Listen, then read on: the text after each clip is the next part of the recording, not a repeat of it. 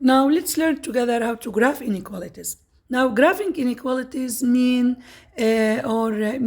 means that you have to find the solution for the inequality.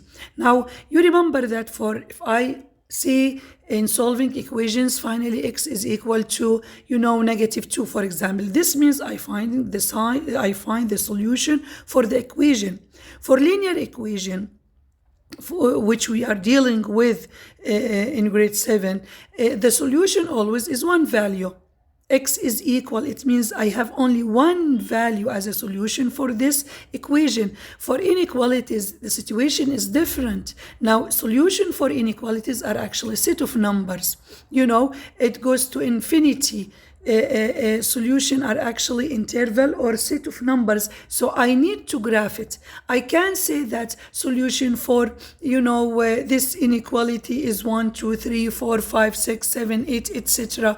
No, I will graph it to show you that it goes to infinity. This is why I need to use the number line to show the solution. Now here, follow the steps to graph the inequality x is less than 3.5 or 3.5. Easily, all you have to do, miss, is to put the number line. Now, since there is no equal under less than, so it's only less than 3.5, so I will draw an open circle. Look, it's a circle and it's empty. It's not closed. And then I will ask myself, where are the values or the numbers of x that could be substituted or replaced by x and make the inequality true?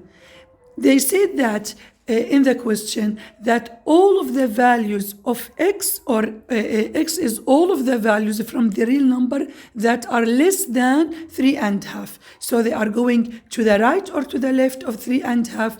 Of course to the left, because we know that to the right of 3.5 there will be all of the numbers that are more than 3.5. Now to the left, so it's less than 3.5. So I will draw line, number line, exactly, and as you can see here, I actually draw an arrow. The arrow here, it shows that it goes to infinity. So all of the real numbers that are less than 3.5 are actually solution for this inequality. Now, for example, 3.1, which is here in this, before or less than 3.5 is a solution. -100 is a solution, as long as you are dealing with numbers or real numbers that are less than 3.5. So this is the solution for the inequality. Again, let's take another example. Graph the inequality x is more than or equal to -1. As we said, since x is more, most important thing is how you read the inequality.